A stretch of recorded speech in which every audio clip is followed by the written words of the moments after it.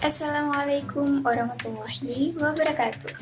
Perkenalkan, nama saya Mutiara Indriana, NPM 19222036 dari kelas A52. Baiklah, pada kesempatan kali ini saya akan menyampaikan materi mengenai model pembelajaran tutorial untuk memenuhi tugas multimedia pembelajaran. Untuk poin pertama, kita akan membahas pengertiannya. Apa itu tutorial? Di sini saya menggunakan dua pengertian. Pengertian yang pertama, menurut Rusman, bahwa tutorial adalah bentuk pembelajaran khusus dengan pembimbing yang telah terkualifikasi. Tutorial dengan metode alternatif itu diantaranya ada bacaan, ada demonstrasi, penemuan bacaan, atau bahkan pengalaman yang membutuhkan respons secara verbal dan tulisan, serta adanya ujian. Untuk pengertian yang kedua, berdasarkan Undang-Undang Republik Indonesia Nomor 20 Tahun 2003 tentang Pendidikan Nasional, bahwa tutor itu bisa jadi dari seorang guru ataupun teman sebaya. Jadi, kesimpulannya, tutorial adalah bimbingan dalam bentuk pemberian arahan, bantuan, petunjuk, dan motivasi agar siswa dapat belajar secara efektif dan juga efisien. Pembelajaran tutorial juga dapat diartikan pengajaran tambahan oleh tutor. Tutor sendiri itu adalah orang yang memberikan pembelajaran atau orang yang membimbing seseorang ataupun sejumlah kecil siswa. Kita lanjut ke poin kedua, yaitu ciri-ciri dari tutorial. Yang pertama, mengembangkan kemampuan pemecahan masalah, sifat sosial, kepemimpinan, dan juga rasa tanggung jawab. Yang kedua, siswa sadar akan tugasnya di kelompok dan juga tujuan yang hendak dicapai. Yang ketiga, memiliki rasa saling membutuhkan dan juga ketergantungan. Yang keempat, interaksi antara komunikasi dan anggota. Yang kelima, ada tindakan bersama sebagai perwujudan tanggung jawab kelompok. Dan yang terakhir, guru berperan dalam pemberian kelompok, perencanaan, dan juga pelaksanaan tugas kelompok. Oke, kita lanjut ke poin ketiga, fungsi dari tutorial. Yang pertama ada kurikuler.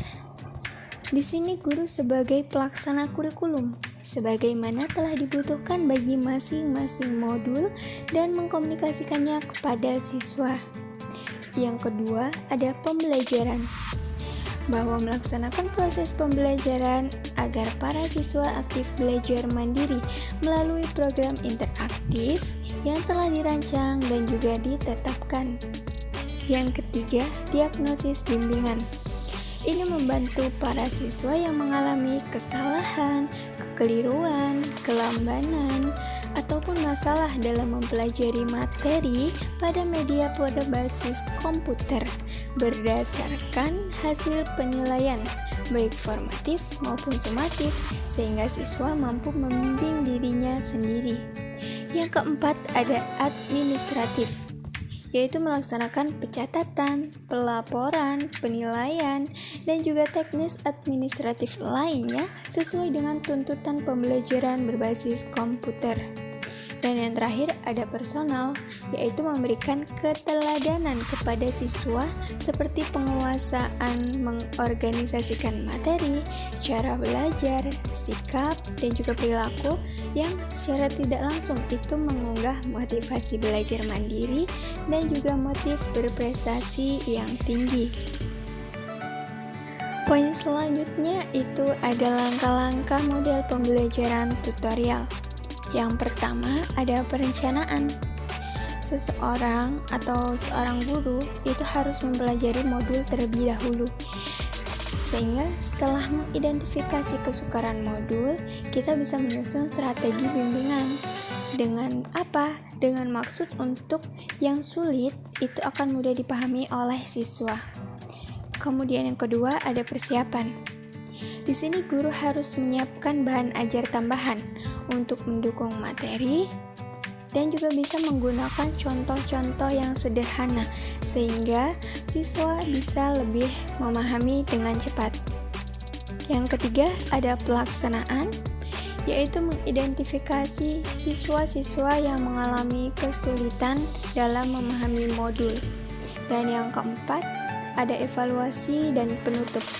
Jadi seorang guru itu harus menanyakan kembali atau feedback dari apa yang sudah diterangkannya.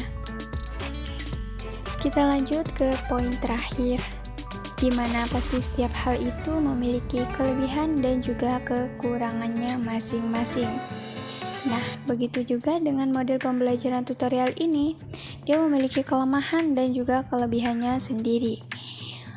Apa itu kelemahannya? Yang pertama, model ini sulit dilaksanakan pembelajaran klasikal karena guru harus melayani siswa dalam jumlah yang banyak. Yang kedua, jika memang tetap dilaksanakan, itu perlu teknik mengajar dalam tim dengan pembagian tugas di antara anggota tim. Dan yang ketiga, apabila tutorial ini dilaksanakan untuk melayani siswa dalam jumlah yang banyak, itu diperlukan kesabaran dan juga keluasan pemahaman guru tentang materinya. Dan apa saja kelebihannya? Kelebihannya yang pertama, siswa dapat memperoleh pelayanan pembelajaran secara individual, sehingga permasalahan spesifik yang dihadapinya dapat dilayani secara spesifik pula. Dan yang kedua, seorang siswa dapat belajar dengan kecepatan yang sesuai dengan kemampuannya, tanpa harus dipengaruhi oleh kecepatan belajar siswa yang lain. Karena kemampuan atau kecepatan seseorang dalam belajar itu berbeda-beda, jadi ini bisa menjadi langkah mudah untuk para siswa memahami materinya. Sekiranya itu yang dapat saya sampaikan, semoga bermanfaat.